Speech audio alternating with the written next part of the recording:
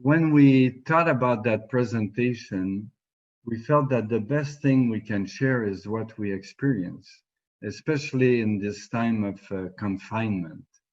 So I was supposed to be back in America about 3 weeks ago, and I'm confined here in Belgium, which in fact I'm pretty happy about.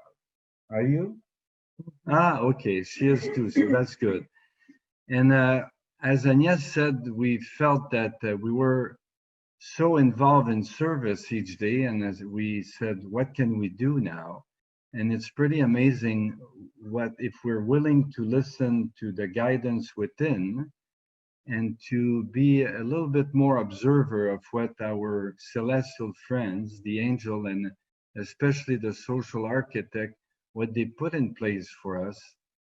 Well, it's a blessing, and we're really happy to be here and share what we feel is one of the most challenging and intriguing partnerships. So we're going to read a few quotes that our presentation is based on, and then we will share our own experience about these quotes. You want to start? So male and female are practically regarded two distinct varieties of the same species living in close and intimate association. Their viewpoints and entire life reactions are essentially different. They are wholly incapable of full and real comprehension of each other. Complete understanding between the sexes is not attainable. It is the beginning. If we really think that we are capable to understand each other, and we really deeply want that, and we want our partner to understand things the way we understand things, well, we are misleaded, and we're never going to get to be harmonious together. That's a powerful, complete understanding between the sexes is not attainable. Okay, woman seems to have more intuition than man, but they also appear to be somewhat less logical. Woman, however, has always been the moral standard bearer and the spiritual leader of mankind. The end that rocked the cradle still fraternize with destiny. Again, it's give us an idea of what each of us should do and how we can come together. Woman is man's equal partner in race reproduction, hence just as important in the unfolding of racial evolution. Therefore, has evolution increasingly worked toward the realization of women's rights. But women's rights are by no means men's rights. Woman cannot thrive in men's rights any more than man can prosper on women's rights. So I think that I mustn't want to be as a man, and I will even share with you that I'm so happy to be a woman, because the fact of I've had 3 children, and being co-creative with God in birth, giving birth, is something that I would not want to switch to a man's possibility of co-creating, because having that baby in me and having that the possibility to be a co-creator like that with God is something that I would not exchange at all with a man. And I don't want to be a woman. I'm happy to be a man. So we're lucky together. Yeah. So I think it starts with that, you know, to really appreciate who we are, what we were created to be, and accept that we have both a sphere where we evolve. And if we bring that together, it's pretty amazing, the complementarity. So each sex has its own distinctive sphere of existence, together with its own rights within that sphere. If woman aspires literally to enjoy all of men's rights, then sooner or later, pitiless and emotionless competition will certainly replace that chivalry and special consideration which many women now enjoy and which they have so recently won from man. So I think they're telling us to be very watchful of women having more rights and trying to be like men. And we see that around us. So we're happy to really stay in our sphere of existence and our sphere of action.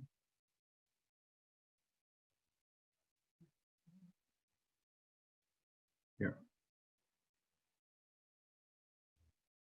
Civilization never can obliterate the behavioral gulf between the sexes. From age to age, the mores change, but instinct never. Innate maternal affection will never permit emancipated woman to become man's serious rival in industry. Forever, each sex will remain supreme in its own domains determined by biological differentiation and by mental dissimilarity.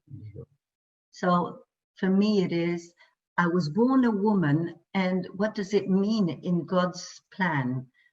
And that's what I would like to reintegrate and to experience more and more deeply. And it is with a partnership with a man that it is possible to discover intimately what is the nature of a woman. So each sex will always have its own special sphere, albeit they will ever and anon overlap. Only socially will men and women compete on equal terms. Mental dissimilarity. That's really interesting. As Agnès said, you know, it's important to be what we are, but it's important to be with a partner that accepts that. It's important that I accept that Agnès, even though it sounds really simple, it is not so simple in daily living. I have to accept that Agnès works in a certain way and that woman works in a different way than man, and not be annoyed by that. And the same thing for her. So there's a lot of acceptance when we accept that we don't understand each other, that we are working in different spheres. But if we come together and we really challenge one another, then what we can do is amazing. You know, Rodin said that amongst all partnership, the partnership between a man and a woman is irreplaceable. It's the best. So when we came together almost 3 years ago, that's what was within us, to make sure that this partnership can be something very special for her and for me. Well, it's good now, but it was not always good. I'm telling you, and we're going to share on that too. So man and woman needs each other in their moral and spiritual, as well as their mortal careers. So I'm pretty independent, and I felt at one point that it was good and I can do things on my own. And when I read that, I felt, maybe I should reconsider that. Does that happen to you, Agnès? Well, for me, I didn't live with a man for more than 20 years. And the word couple was often coming into my mind. And I remember that it was quite difficult for me because my experience in my life with my husband, the father of my children, was quite difficult. So, and I didn't, it was very good on the level plan, educating children and so on, but he didn't believe in God. And for me, it was something important to be able to expand in God and in the family and so on, but he was not interested at all. So I thought that men were not interested in God. That was my conclusion. So when that word couple was always coming in my mind, I was saying, no, I don't want that. So I was fighting against the idea of it. And I was saying to God, no, take that word away from my mind. I was asking him every night, and every morning it was coming back. So I said to God, okay, this is what I propose. If it's necessary for me to be in couple for my expansion, my personal growth, if it's important for a man, the man I would eventually be with, the same. If it's necessary for his personal spiritual growth, and if we can do some job together, work in service together, then maybe I could consider being in couple. That's the way she talked to God. That's the way I was talking to God. She's challenging God all the time. Yeah. So, well, a few months later, I met Guy. And as he said, it was not very easy at the beginning. So that's how it happened. And, well, the main, how can we say, le ciment? No, the cement between us, it is service. It really is service. And loving service together. So that is really something very important. Well, when you've been used to live by yourself, you know, and we don't come together to create a family because she has kids and I have kids. We have 5 kids between the two of us, and she has 4 grandchildren already. So the purpose of coming together is different. And nevertheless, we felt that humbly, we can have a spiritual family, and we can be the mother and the father of that spiritual family.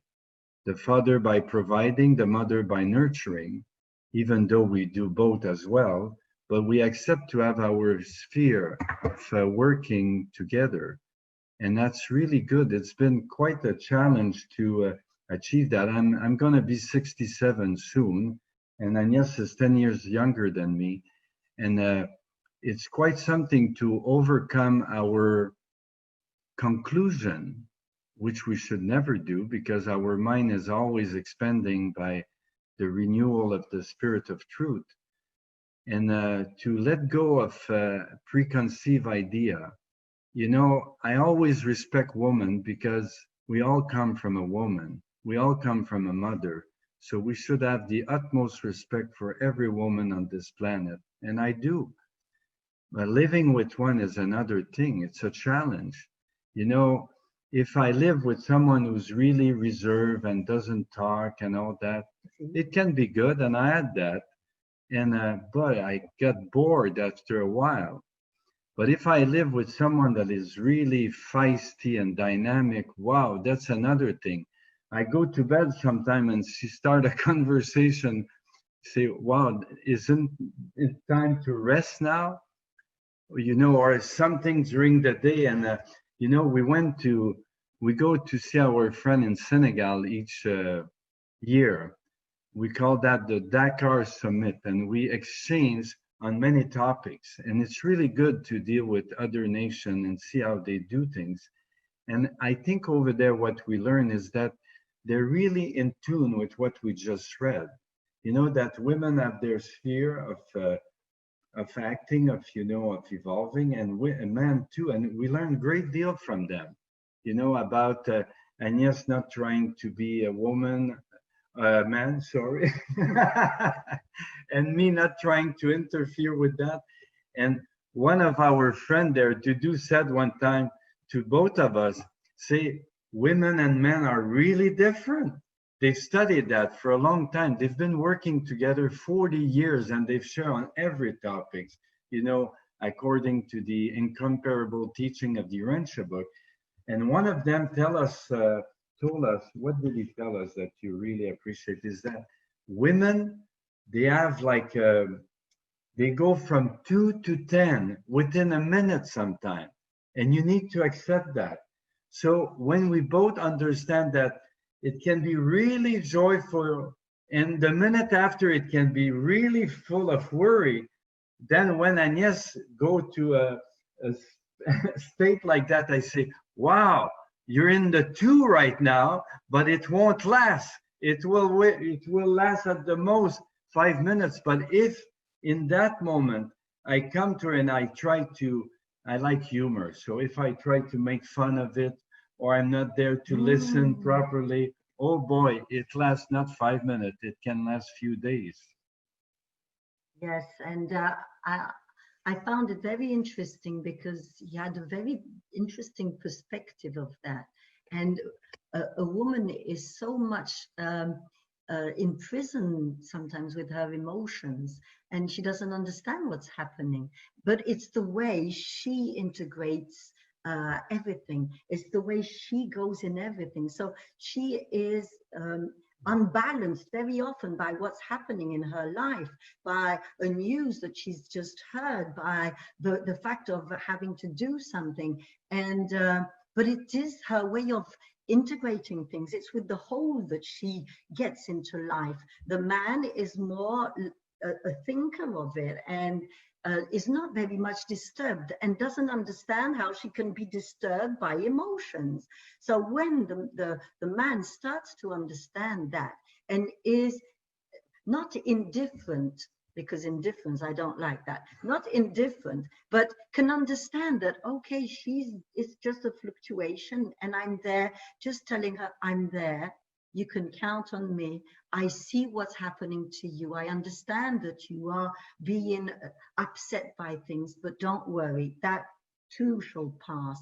And when the man is there, just reminding me that it's okay, everything's okay. Just like when I was pregnant, and you know, a pregnant woman, I suppose that most of you have been in contact with a pregnant woman. She can laugh and then cry 2 minutes after.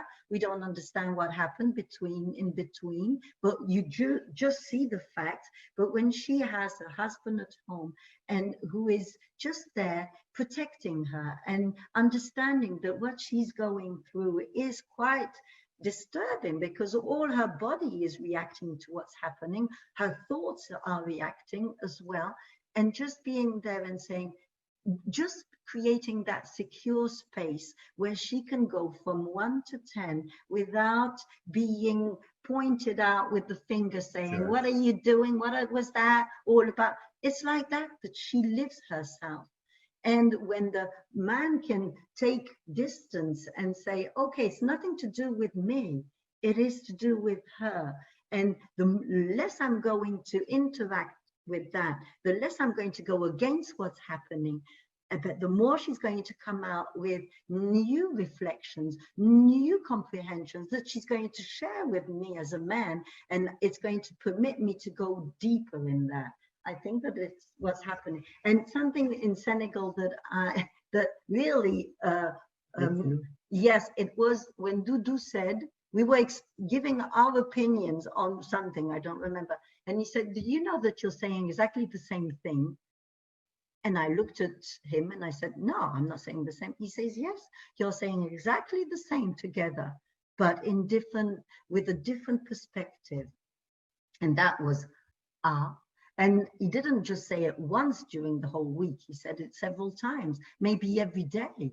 And we thought that we were not saying the same thing and that we couldn't agree on that point. But we were saying exactly the same, but with different words and with a different point of view.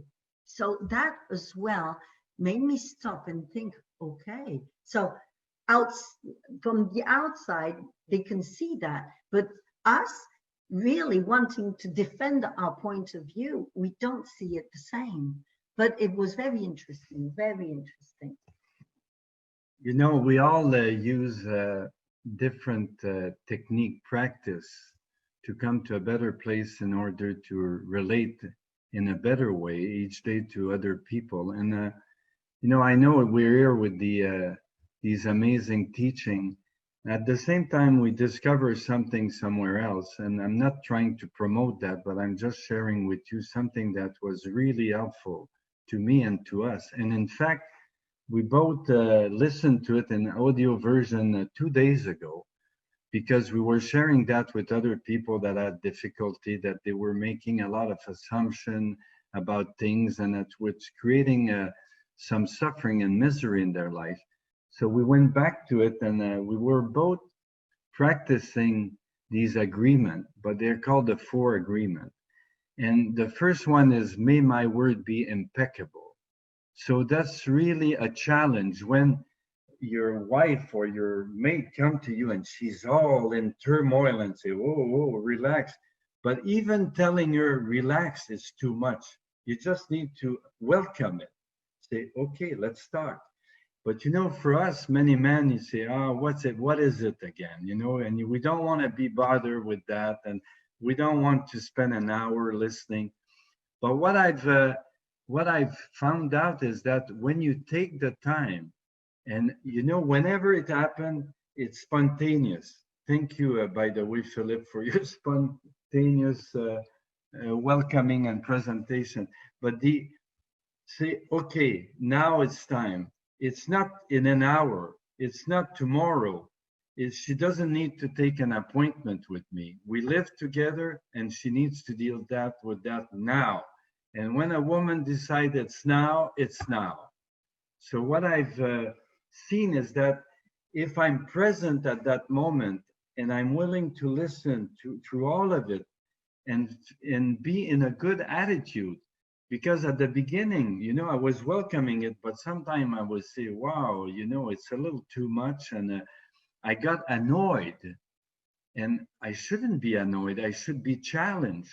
I should be intrigued. I should be stimulated. That's what, you know, they say in the book, you know, that always will these two beings will challenge one another, intrigue, encourage, assist. So if I'm there and I'm not in a good attitude, I'm not assisting her. And what I've discovered, and it was the first time I had a relationship, I guess I'm getting a little bit more mature, and she is too. But wow, I'm getting so much out of it because I'm listening to her. Very quickly, she feels that I'm totally with her, and I'm listening to her now when she decides, and then we get something really good out of it. And the change is that by being open, receptive, ready, and available most of the time, and I guess now with that new understanding almost all the time, it doesn't clash because she's able to express herself then, and then we move on to something else. And I realize that in these moments, I need to express myself as well and not say, put it on my agenda to do it tomorrow and 3 days from now, because then it's not the same. So in doing so, there's like a deep understanding, and we have moved from independence. I think I can talk for myself, to interdependence. I'm really independent. I'm humbly good at what I'm doing. I know who I am. I know my talents. I know what I'm not good at, and I'm doing it wholeheartedly. God has given me a gift from a young age. I'm wholehearted when I do things. I was a magazine publisher. I was wholeheartedly doing it. I was not doing it as a job. I was doing it because I enjoy every minute of it. So when I do service, I'm wholehearted.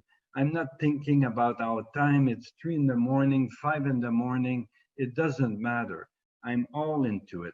So bringing that wholeheartedness in the relationship is amazing, because I'm with someone who understands. She's wholehearted as well, but we're wholehearted in different way. When we start going in prison, she want to change the old prison. And I say, whoa, you know, we're going to do what we can do here.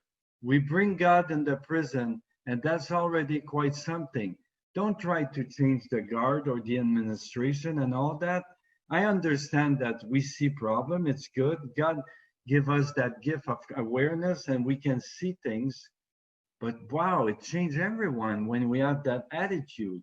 You know, the guards at the beginning were really looking at us. What are you doing here? We're here to punish people. Don't come here and do good to them. We don't like that. So they were interfering in a way, you know, whenever we had to deal with administrative stuff, you know, it was complicated. But now they're happy to see us. They welcome us.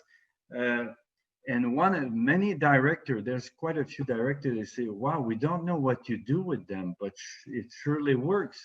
You know, it changed their attitudes. Some of them have come out. So what I'm saying is that each of us have a different perspective. And when we really amalgamate these perspectives, it's amazing, the service. You know I was doing really good service alone. That's my life. That's all I do. I don't want to do anything else, and I don't do anything else. When I found the Urantia book, the amazing teaching of the Urantia book, God touched me in a profound way, like all of us. And I felt right at that moment, I'm free. I'm free from so many obstacles. And now the only thing I can do for the rest of my life is help people come to that freedom, that spiritual freedom.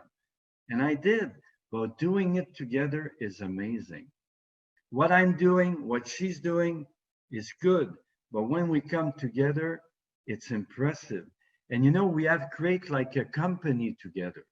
You know, I remember someone, I think it's Sadler, that said the Trinity is impersonal. It's like a company. And I say, wow, this is good. It's an archetype.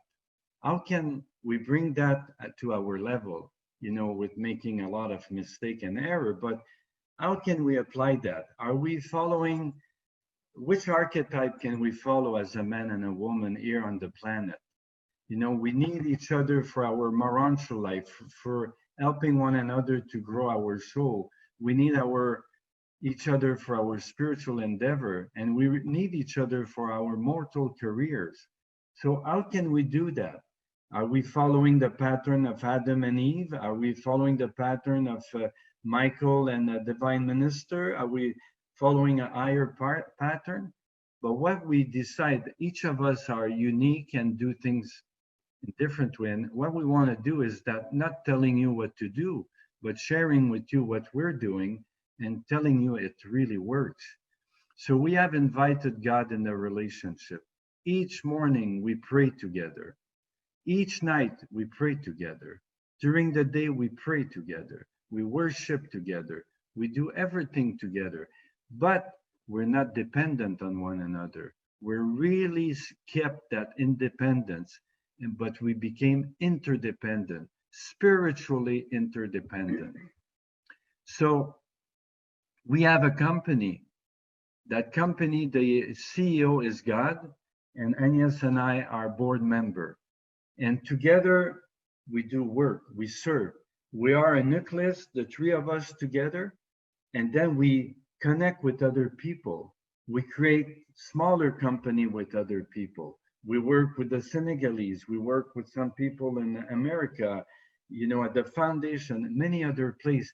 But that nucleus that we have created together by our own will, wanting to do God's will, has become a nucleus in everything that we do, in her family, in my family, in all our endeavor.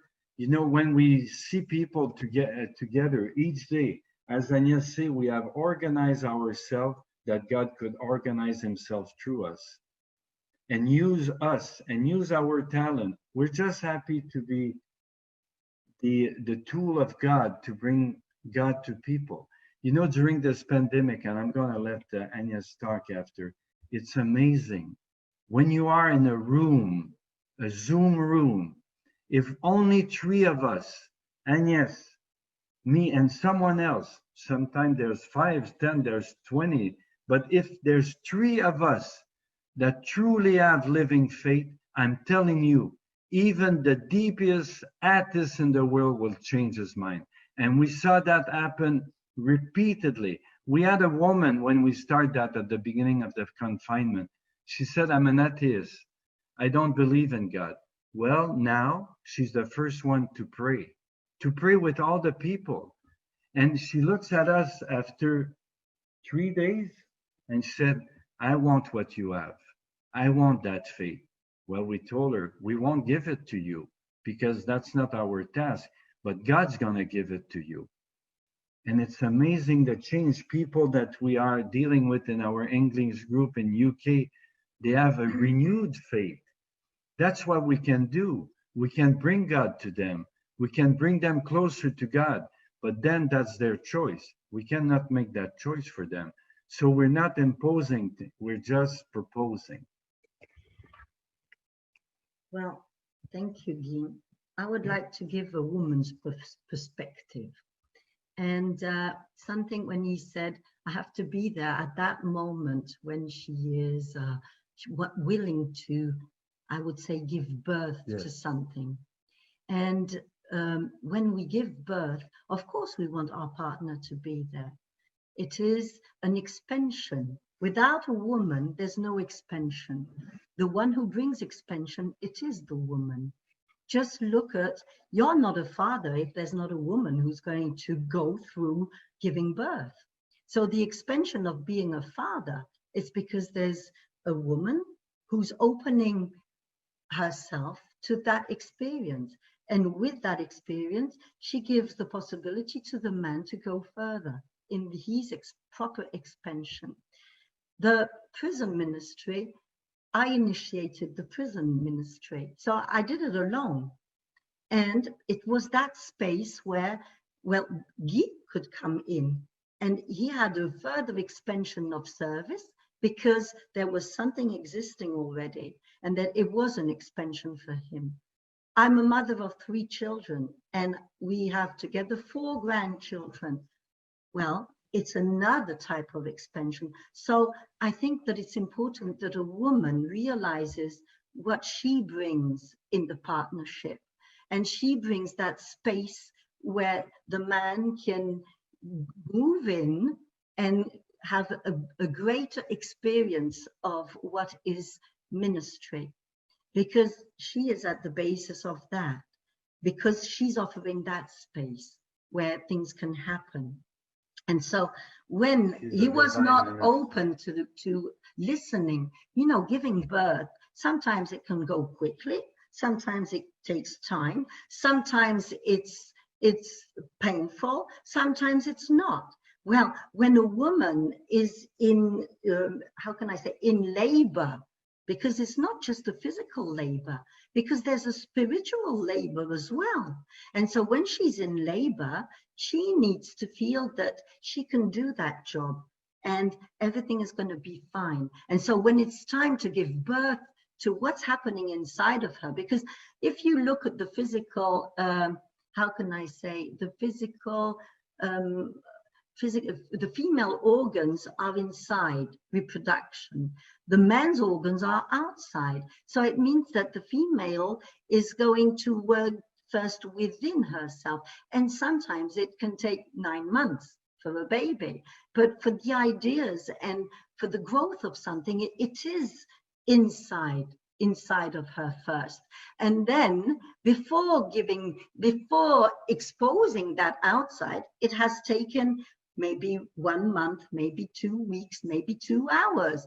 But what is important for her is to have somebody outside who's going to be present for the giving birth, because the partner is going to benefit from that. It's not just, oh, I'm going to listen to her, she's got something to say, but there's nothing for me in it. No.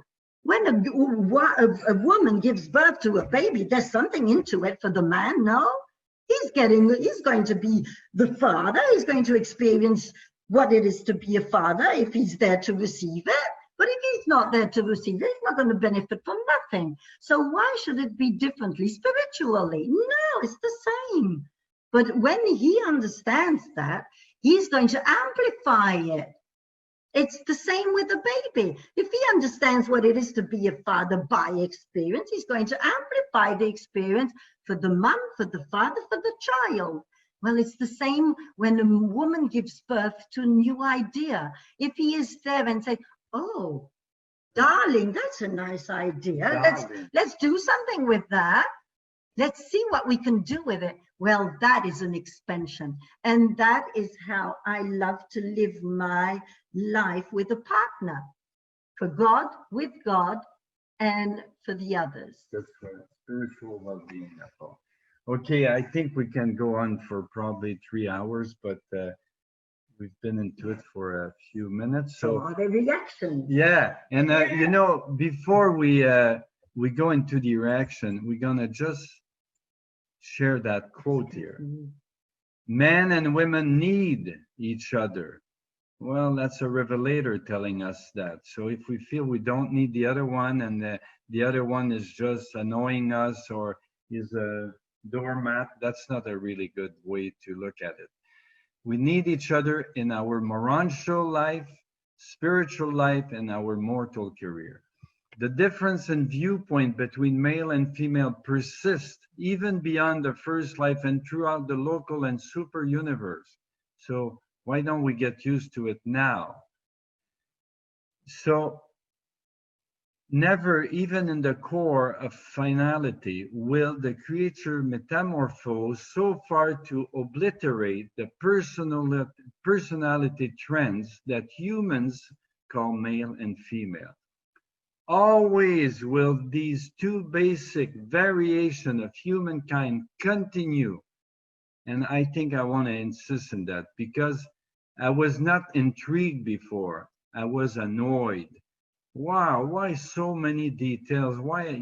And I even tell her with a lot of kindness, you're stuck in detail. Oh boy, that was not the right thing to say.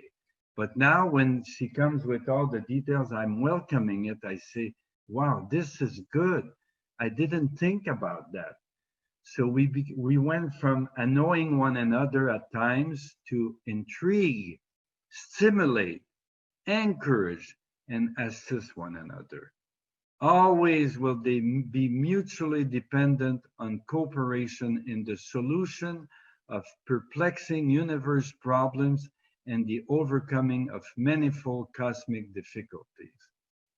Well, I hope that in this little time, we have ignite within you this amazing blessing to be partners with your wife, with your man, with your woman.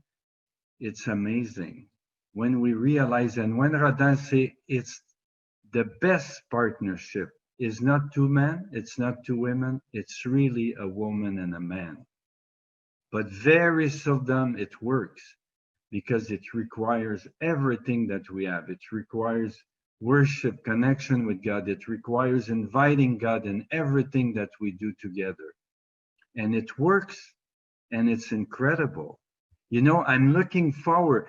Before, you know, I was reading the Mighty Messenger say, hey, you Urantia, it's good to know that my spouse here, you know, she's been with me in my earthly career. And I say, wow, this is so cute. I like that.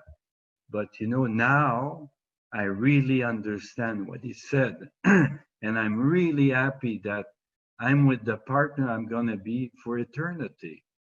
And you know what we brought last thing? We brought humor.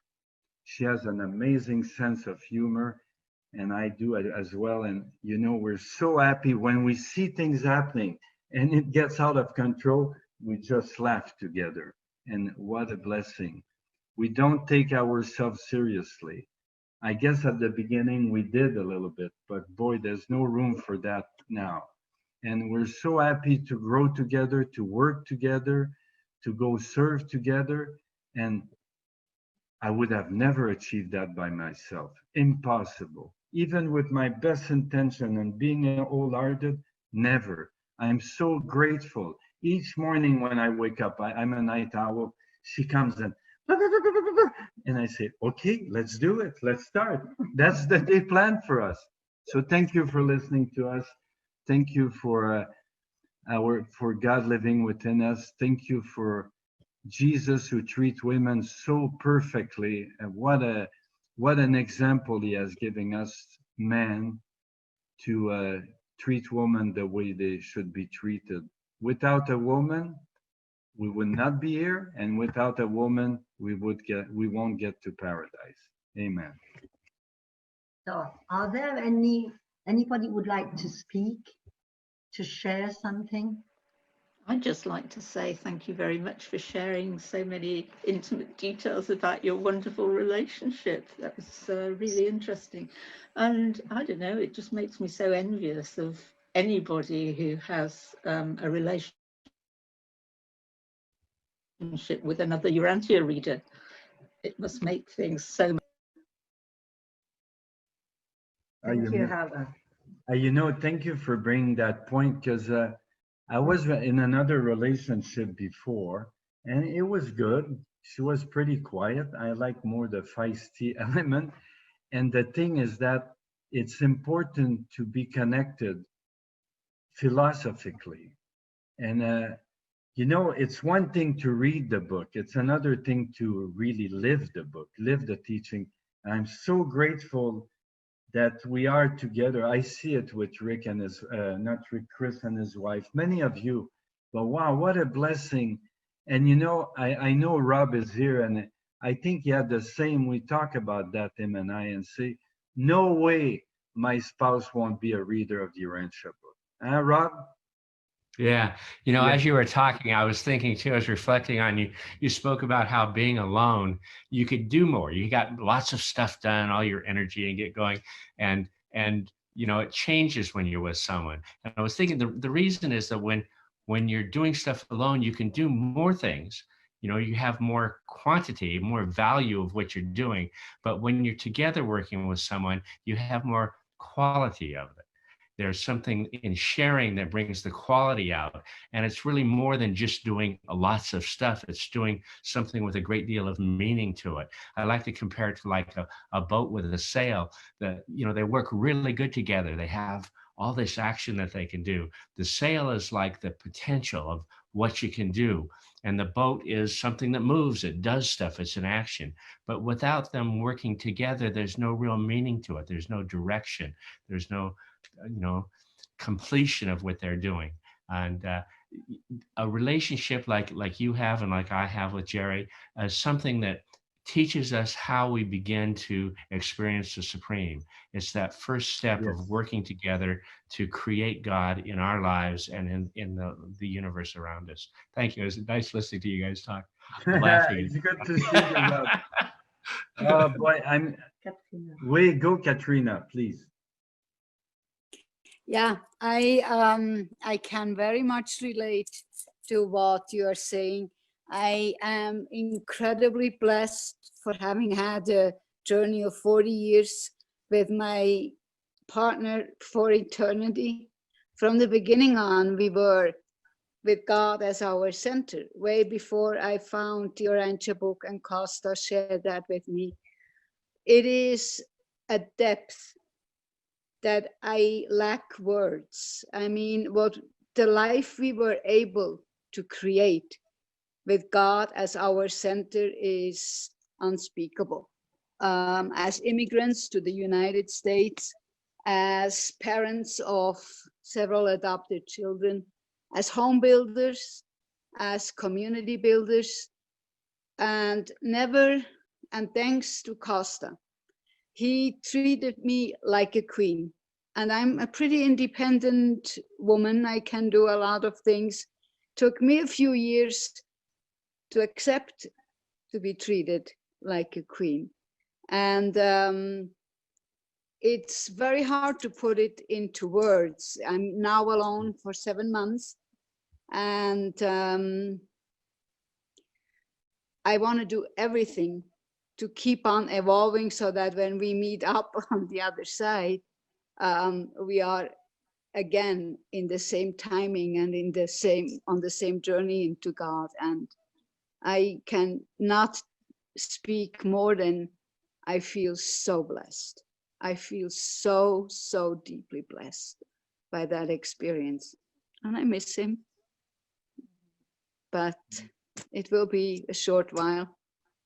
Meanwhile, I keep on doing the place and our vision and creating the San Miguel Hermitage, finishing it. And sometimes it feels I'm morphing into him or he and me, I don't know.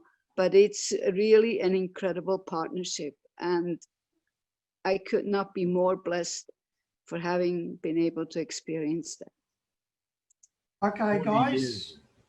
Thank you, Katerina. That's very touching, Mm-hmm. and it's really put the teaching in perspective. That you know, our life here is a moment from the perspective of eternity. So let's make the best out of it. And your look on death, the way you see at the end of our first chapter is beautiful. Thank you for sharing. Thank you, Rob, for what you say. Thank you for all the comments you put on the chat. And I'm sure it's something we're going to look at again. All right, thank you, everybody. Well done. Now's the time for a break. Grab a coffee, something to eat, and we'll be back in about 4 minutes' time to introduce the next speaker. Thank you. Thank you, Philip. Thank you all. Pleasure.